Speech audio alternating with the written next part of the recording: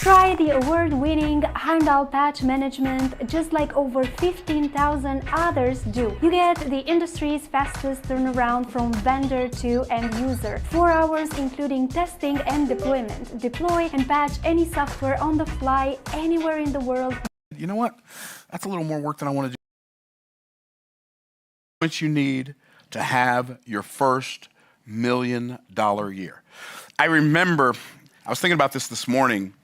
Back in the 80s, when I first started to come across people who actually made a lot of money, back in 1985, a lot of money was $50,000 a year was a lot of money. Like a lot, as my granddaughter would say, right? A lot, right? And then I started hearing people talk about $10,000 a month, and I'm like, I didn't know that anybody. I didn't know professional athletes made $10,000 a month. I didn't know movie stars made $10,000. Like $10,000 in a month, those words never went together in the same sentence in my whole life up to that point. So the idea that somebody could make $10,000 in a month was absolutely mind-blowing to me. I was of the mindset, if I could make $300 a week, right, which is about $15,000 a year, that would have felt like good money to me back then, okay? And so now I think about like $50,000 a year. When I first got in started as an entrepreneur, you know, the number was 10,000. Well, when I first got started, it was 10,000 a month. And then when I first started making money, it was like, oh man, when I get to 20,000 a month, 20,000 a month. In fact, when you read my book, From the Trash Man to the Cash Man, How Anyone Can Get Rich Starting from Anywhere, one of the things I say in that book is, if you are making less than 20,000 a month, it's not a good idea to be watching television. Why would you want to watch somebody else live their dreams while you're living a nightmare, right? And back then when I wrote that book in 2006, 20,000 a month, that at least to me at that time, that felt relatively significant, right? Now, in my mind, like 50,000 a month is going to be a baseline because everything costs so much more. I was looking at houses, a house that I just looked at recently, that recently sold for $2.5 million. In 2019, it was $1.4 million. Did the house become that much more valuable over that time? Or did money become that much less valuable over that period of time? One of the reasons I'm talking about these numbers is not to impress you, but to help you understand if you don't figure out how to get way ahead financially, you are going to get left behind financially. How many of you are tracking? Wave at me if you're tracking. Okay, so here's what we want to do. I'm going to give you the step-by-step formula. And here's what we want. If you're watching on YouTube right now, grab a pen and a piece of paper. This is going to be a workshop video because I'm going to give you a step-by-step process. We're going to answer 7 questions. And when you have the answers to these 7 questions, you'll know exactly what you need to start working on to get to your first $1 million year. Everybody got it? Okay, so the first question is, what practical experience do I have? So question number 1, what practical experience do I have? What practical experience do I have solving a problem? What problem can I solve? What practical experience do I have solving a problem? Now, all of us, I mean, if you're an adult, you have had some problems. Is that right? Yes? Okay. So if you're an adult, you've had some problems. You've obviously figured out some of them. You may not have figured out all of them, but you figured out some of them, right? So if you're an adult, you had to figure out how to, if you have a house, you had to figure out how to get a house. If you have a car, you had to figure out how to get a car. You had to figure out how to drive a car. Maybe because of some experiences in your life, you had to learn self-defense. I saw this video yesterday on YouTube that they were selling a self-defense program for people who don't have time to become a black belt, basically, right? And you learn these techniques and you can use them right away. That was the unique selling proposition, right? And so maybe you know how to fix things, maybe you know how to do art, maybe you know how to do music, maybe you know how to play the guitar, maybe you know how to play the piano, maybe you know how to get in shape. I don't know, but you know how to solve a problem. What practical experience do you have solving problems. And then make a list. Okay, well, I can solve this problem, and then I can solve that problem, and then I can solve this problem, and then I can solve that problem, and then I can solve this problem. Like, make a list of all the problems you know how to solve. Like, all of them. Like, make an exhaustive list. Maybe you'll have 5 things. Maybe you'll have 105 things. But the more things you have on your list, the more likely you are to come up with something that's going to be beneficial that you can use as a business. Maybe you know how to post on social media. Maybe you know how to write emails. Maybe you know how to write sales copy. Maybe you know how to sell. I don't know what the thing is that you know how to do, but I do know that if you're an adult, you know how to solve a problem, right? Even if you don't make 6 figures, you know how to solve a problem. If you've ever had a job, you know how to solve a problem because the people who hired you at that job hired you to solve a problem that they either didn't know how to fix or didn't want to use their time to fix. So you know how to solve a problem, right? Okay, cool. Once you have the answer to that question, you're well on your way. So that's question number 1. What practical experience do I have solving a problem? Okay. Question number 2. What people can your experience solve that problem for?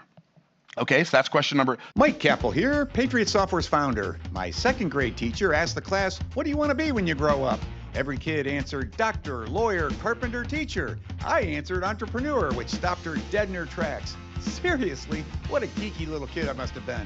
But I continued being a business geek and started multiple companies. Some failed, some succeeded. Patriot Software helps entrepreneurs build their businesses without worrying about their accounting and payroll. That's patriotsoftware.com. Have a problem. A good friend of mine taught me this a long time ago, and he was in the furniture business. And he sold furniture to furniture stores. He didn't sell furniture to people who wanted to buy furniture. He said just like this. He said, Brother Myron, I'm going to tell you something. He said, if you're selling something to a business that the business has to have in order to stay in business, you'll always be in business. It's like, shut up. I didn't say shut up. But I'm like, that's brilliant. So that means if I know how to solve a business problem that businesses have across the board, my likelihood of success is very high if I'm very good at solving that problem. This is so good. Are y'all tracking? So, okay. What's the number 1 problem businesses need to solve? They need more customers.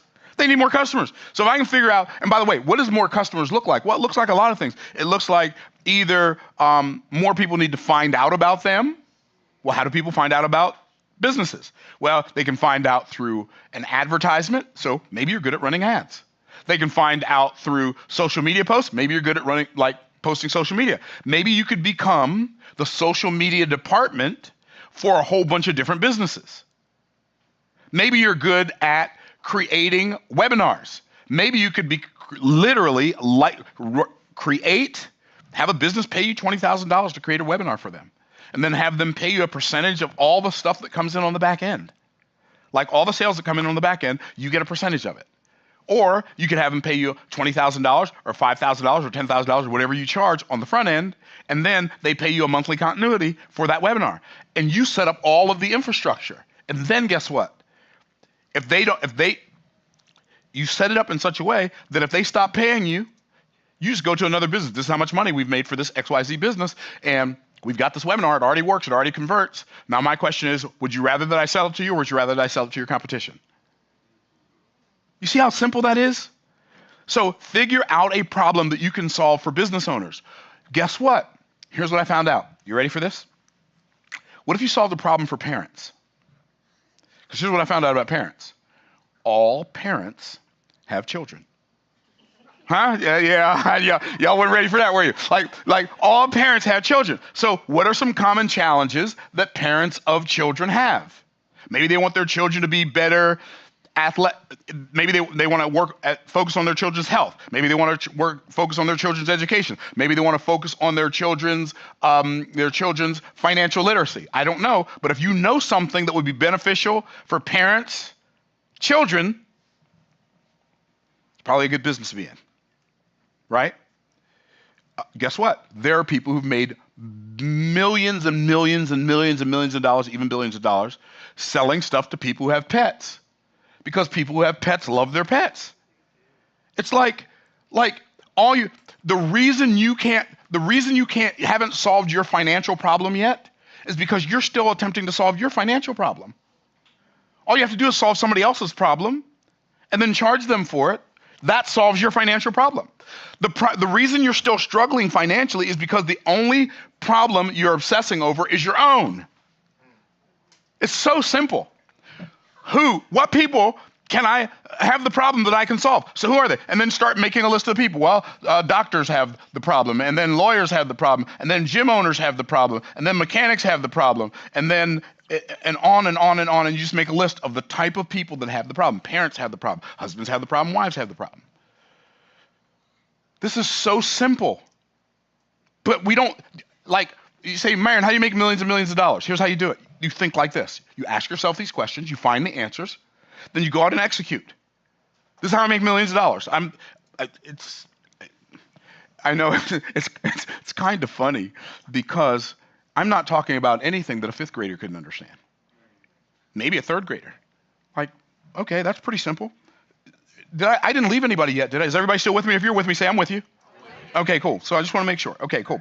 So what people, I know a guy who has a business that does, well, it might do, last time I talked to him, his business was doing $28 million a year.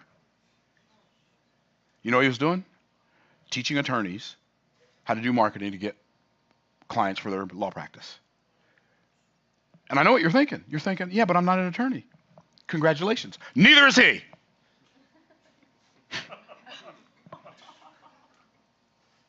But he knows how to solve their problem. Okay, cool. It's literally like thinking, well, I'm a dentist, so I only want to get, I'm a dentist and I broke my arm, but I only want to go to an orthopedic doctor who's also a dentist. It doesn't make any sense, right? Okay, you get my point. Okay, here's the next question. This is one of the most important ones. And by the way, we're going to come back and answer some of these. Okay, yeah, we're going to come back and answer some of these in more detail. But we got to get them all down first. Okay, question number 3.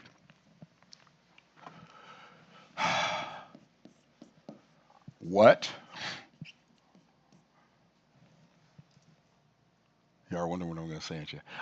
One of my favorite things to do is to build anticipation. Is it working? Okay. So what price can I charge for solving that problem for other people? What price can I charge? Now, if I don't get 1 and 2 right, and I start with number 3, I'm just making stuff up. If I don't have 1 and 2 figured out, and I just start with number 3, I might just be a con artist. How many are tracking? So what I want to do is I want to make sure I know what problems I can solve, and I want to make sure I know who I can solve those problems for. Then I can start talking about charging. Well, are y'all ready?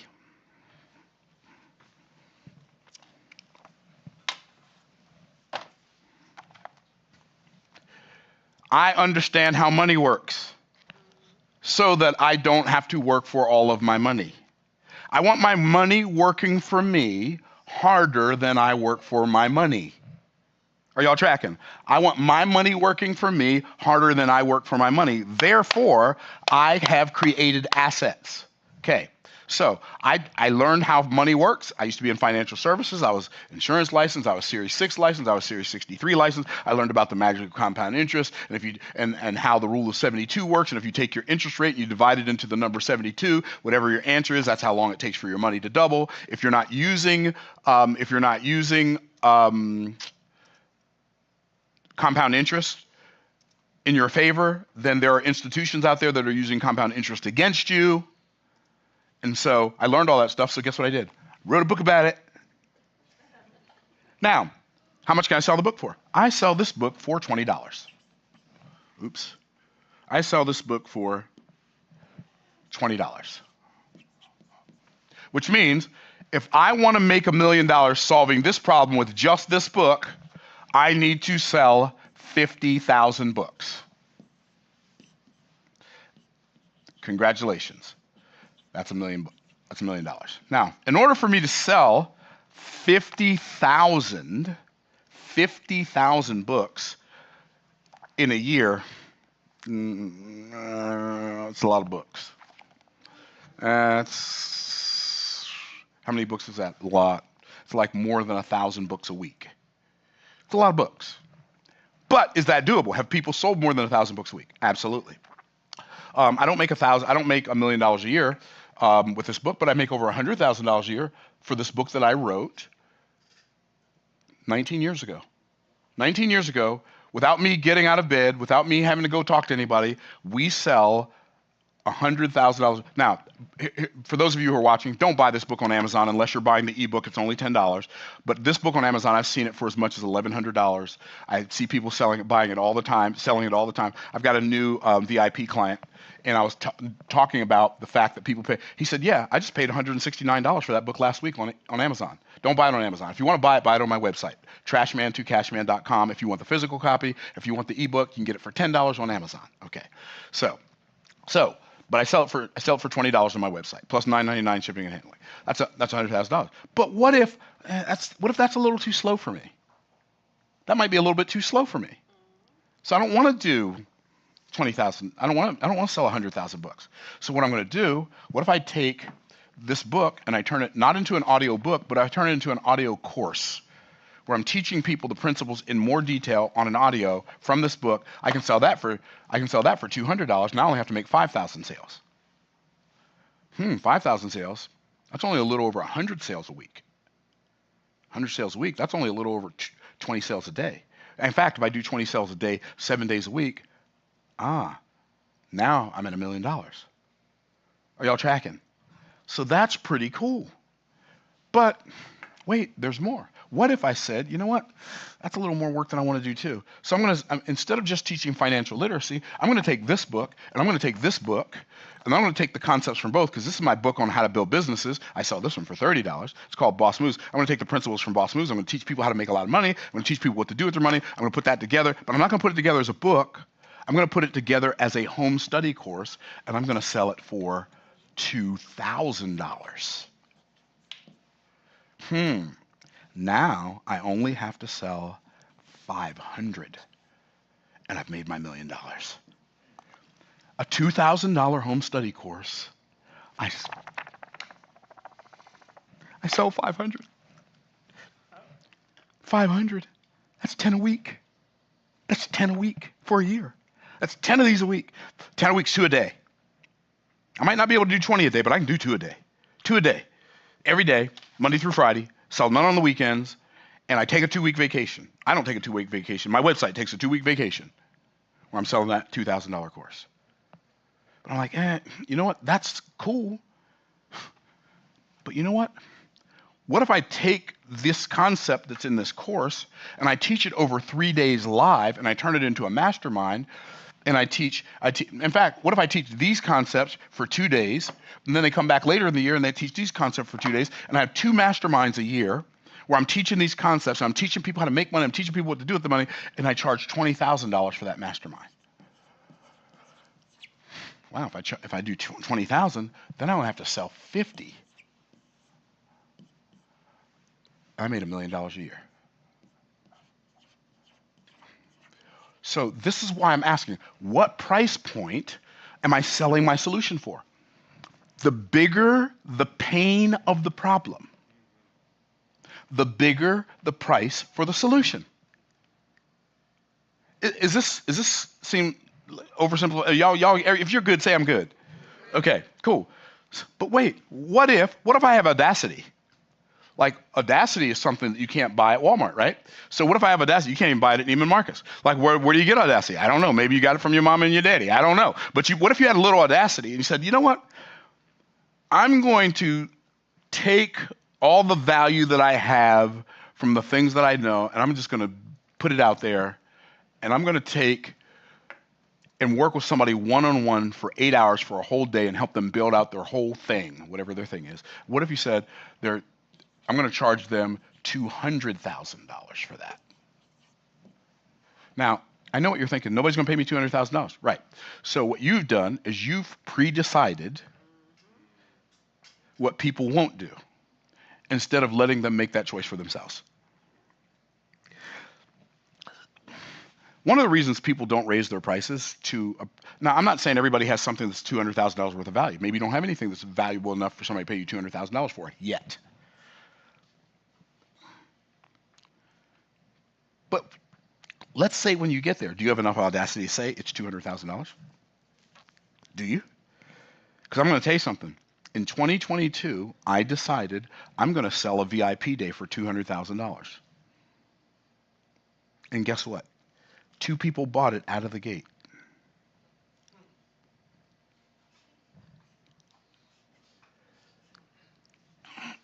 And then I said, I wonder how I can sell more of these. Oh yeah, I've got an event coming up. I'll raise the price. You say, how does raising the price help you sell more? Because I told him, if you want to get it at $200,000, you better get it now. Because if you don't, next time I offer it, next year, and this event was at the end of the year, it was in October. In the next year, in 2023, the price is going to $350,000. Guess how many people bought it? 16. So I sold 18 of these $200,000 things inside the first 6 months where I created it. What? But what if I didn't have audacity? Oh, by the way, and we delivered on the promises. One of the guys who bought this $200,000 VIP day, he had an event. He did $5.7 or $6.7 million in one day. So I only got 200 grand. He got, right?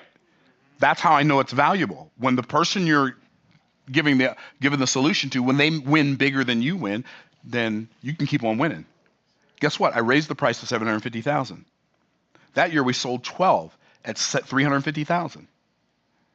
And then we raised the price again to $375,000. You say, Myron, what's your point? I'm just saying, what price can you charge? It depends. How big is the pain of the problem you solve? Is this making sense? Yes? Okay. So, by the way, that's only the third question. We still have 4 questions. Because that's not all. That's where it begins. Okay. So the next question number 4. Question number 4 is, what products can I create to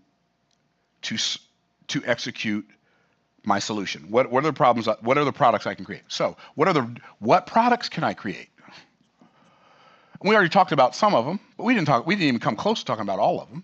So I could create books. I could create coaching. I could sell tickets to an event. I could create masterminds. I could create agency services.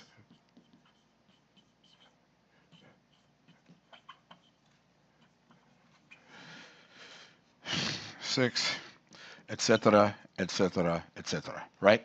So I can create products. Now, notice I asked the question, what products can I create? I didn't ask the question, what services can I provide? Did y'all notice that? Okay. Why did I ask what products can I create to solve that problem rather than what service? Because if I sell a service, I've anchored it to my time. Is time something I have in unlimited supply or limited supply? Limited. So if I anchor my revenue generation to time, my revenue is always going to be limited. Why? Because that's how I set it up. That's why I sell products. It takes me no longer to sell 100,000 books than it does to sell one. People sometimes ask, what inspires my designs? And the answer is, I look to the past. In historic design, people were not afraid to use bold, vibrant color. Somewhere along the way, we became afraid of color and the world became very gray. And that's where Owens Corning comes in with their Duration Designer shingles. I get to play with a history-inspired palette of possibilities and go beyond the gray. Sales engine out there in the marketplace. That automated sales engine is going to keep making sales whether I'm doing something or not. I'm sure I made sales while I was sleeping last night. I'm sure I did. I don't know how many I made because I just didn't look at it. You know, there comes a point where it just keeps on happening and you don't have to think about it anymore. Okay, so what products? So how can you take what you know as a solution for other people's problems, and how can you productize that solution? Some of you, it's going to be a physical product that you're going to create. And maybe it's a physical product that's an invention. Maybe it's a physical product that's some kind of solution. When I say solution, like maybe if you have a cleaning service, maybe you could productize a cleaning product and sell that product to so for instance, Elon Musk is one of the richest men in the world because he created a product and he created a demand for that product called an electric car. And then he gave away the patent for his motors. Why? Because he didn't want to be in the car business, he wanted to be in the battery business. And so he knew in order for those people to use his patents, they would have to use his batteries. And so he created a market for the product that he really wanted to sell. Why? Because he was thinking ahead. He was getting his what am I going to do right now based on the outcome he desires to have in the future? What we do is we'll come up, well, I'm going to do some stuff and see how it turns out. No. See how it turns out and let that determine what stuff you do. Does that make sense? So, what product can I create? Okay, that's number 4. Number 5 is what platforms. Number 5 is what platforms can I engage on?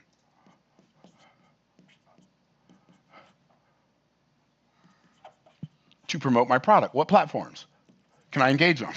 Man, there's so many platforms out there. Can I engage with people? Let them know, like there's social media, there's print, there's TV, there's radio. And then you start naming these. There's a bunch of social media, a bunch of different print outlets, a bunch of different television stations, a bunch of different radio stations. Like, none of us have time to take advantage of all of the platforms that are out there for us to utilize to let people know we've created a solution for their problem. Hopefully, y'all can see that all I'm doing is reporting to you stuff I do. Right? I'm not teaching you any theory. This is not something I read in a book. This is what I do. This is what I teach my students to do. This is what they do. Works for all of us. Who knew? It might actually turn into a thing one day. Okay? So what platforms? By the way, if you, especially if you get really, really good at if you get really, really good at obsessing over other people's problems, not for the purpose of saving them, but for the purpose of serving them. I was thinking this morning about this concept. There are a lot of people in the world who practice what I call virtue, victim, savior. So they think something's good. They look at all the people who that good is not being done for, so they look at those people as a victim, and then they want to come and save them. But they don't want to use their money and their time, their effort, their energy to save those people. They want to go tell other people that they should use their time, effort, energy, and money to save those people. And so they campaign, because they're so virtuous, that these people out here are victims. And if I don't save them, if we don't save them, my message and your money, right? If we don't save them, they're lost. Okay, I wouldn't buy into that if I were you. Okay, so what platforms? And if you get on the platforms, here's the thing about getting on platforms, though. You actually have to be get good enough at communicating to them that you can solve their problem, that they have a desire to pay attention to you. The algorithm doesn't like me. The algorithm is the audience. If the algorithm doesn't like you, it's because the audience doesn't like you. The algorithm doesn't pay attention to me. That's because the audience isn't paying attention to you. You know why? Because you're still talking about you, or at least worst case scenario, you're talking about stuff the audience doesn't care about.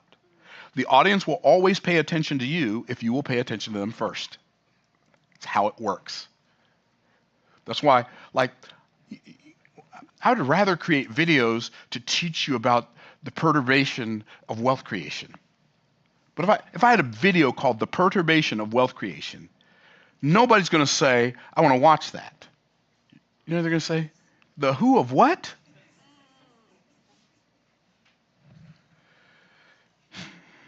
So I have to, if I'm gonna teach you, I'm gonna teach you the physics of financial freedom. Yeah, that's great for you. You have to have something. I got this from Jim Rohn. I didn't make it up. You have to have something good to say, and you have to say it well. And a lot of you have something good to say. You're just terrible at saying it. Like somebody said to me one time, I was singing. They said, "Myron, you have a beautiful voice." I said, "Thank you." They said, "Too bad you tear it up getting it out." It's like, right? And that's how some of you are with your messaging. You got a great message, you just tear it up getting it out. By the time it comes out of your mouth, nobody can tell it's a good message anymore. Okay, so once you got all those things figured out, like what practical experience you have solving other people's problem, what people can your experience solve problems for, what price should you charge for solving that problem, what products can you create to execute that solution, what platforms can you engage on, then you ask yourself question number 6. What principles can I use to perpetuate that solution? So what principles of automation, what principles of delegation, what principles of multiplication can I use to perpetuate that solution? People buying that solution. So, like, it's interesting. I was at the golf course yesterday. This girl's been working there, a cart girl, and she drives the beverage cart. And she's like, "I saw you on an interview." Yeah, I've been on a few interviews. That's what I said. Yeah. She's like, I said, "I know him." "Yep, you know me." And she said, "I'd just like to sit down with you sometime and just like get some ideas." Wow. Wow. And then, okay. I said, "Well, next time I see you, I'll have a book for you." She's like, "Okay, well, if you just tell me where to get the book, I can just go get the book." I was like, "Okay, well, just go to my website, myrongolden.com. You can find all the stuff I have for sale there." She said to me, "You have a website?" I thought that was so funny. Like, "You have a website?" I'm like, yeah. I have a bunch of them. Okay. And so, so the reason I have a website, shocking as it may be, is so if somebody wants to buy something from me, I don't have to be there. It's the principle of automation, right? People buy stuff from me all day long, all night long. People are buying stuff from me.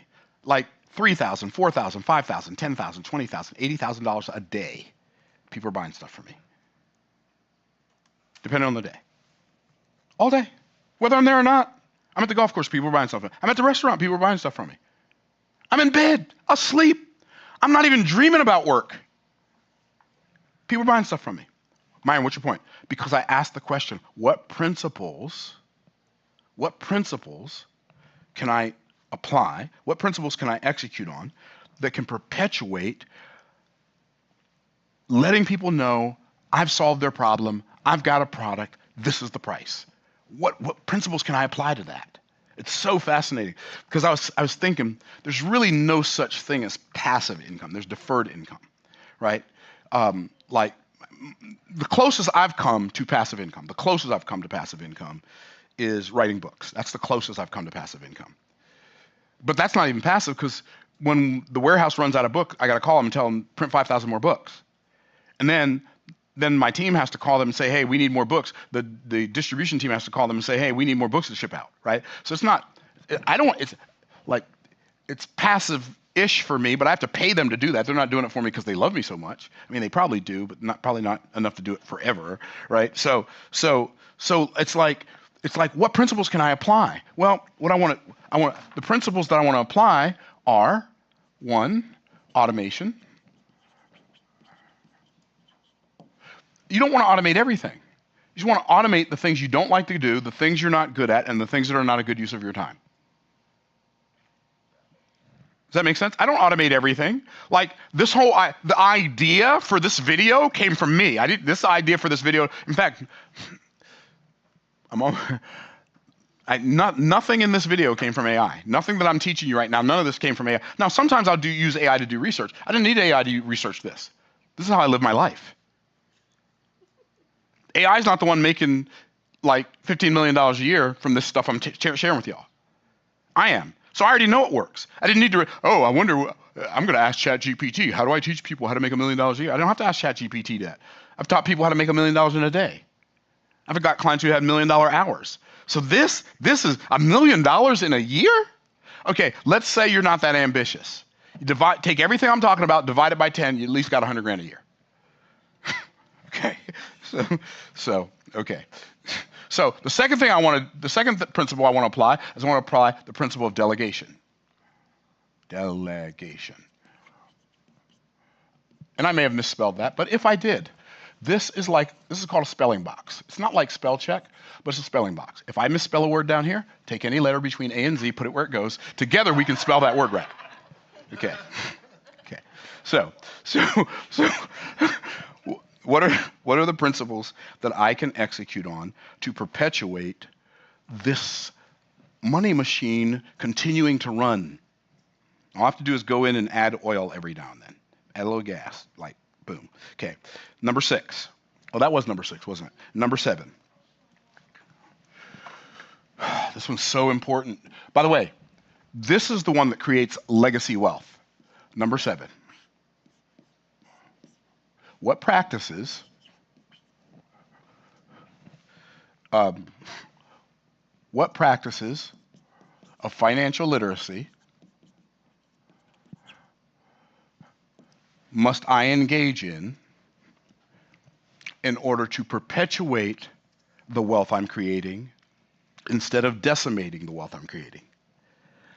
Because a lot of people, they create wealth only to decimate it. They create wealth and don't perpetuate it. And people figure out all kinds of ways to do this. So, remember me talking about where does value come from, right? Well, value comes from past perceived voids. There's like some people, when they create wealth, their past perceived voids consume all the wealth they create. All the things that they were missing in the past, as soon as they start making big money, whatever that means, they start buying all that stuff. And so now they don't have their money making money. The reason, some of y'all may wonder why rich people are so cheap. Like, why do rich people act like, it's only $5? Why are they acting like that's a big deal? The reason we act like it's a big deal is because that $5 is not just worth $5. We're looking at how much that $5 is worth over time. You're looking at the value of that money. We're looking at the time value of that money. You're looking at the consumption value of that money. We're looking at the production value of that money.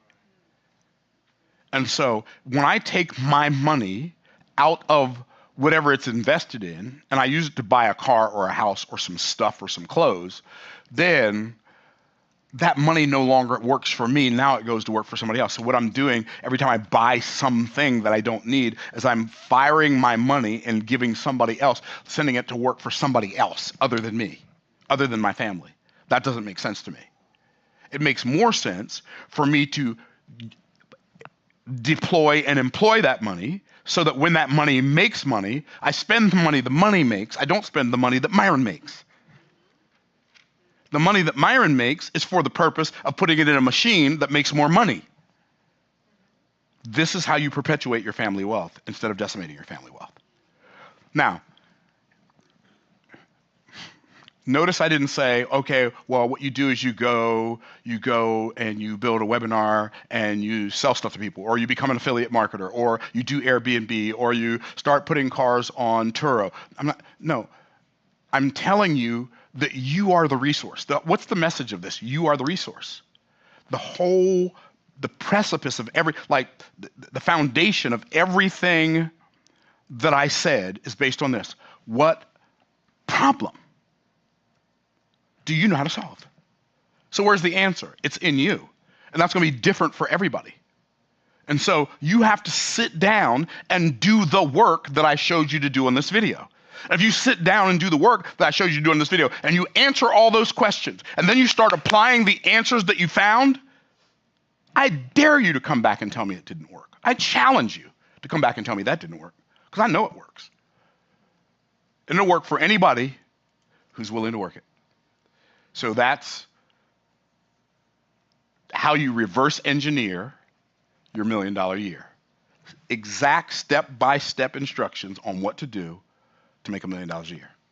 Oh, by the way, if you want to make $1 million a month, multiply all that stuff times 12. That's how it works. Appreciate y'all watching the video. Thanks for hanging out with me today. Please do the work of this video. This is one of the most important videos I've ever done on YouTube. Please do the work. If you do the work of this video, I promise you it will work for you. Bye for now.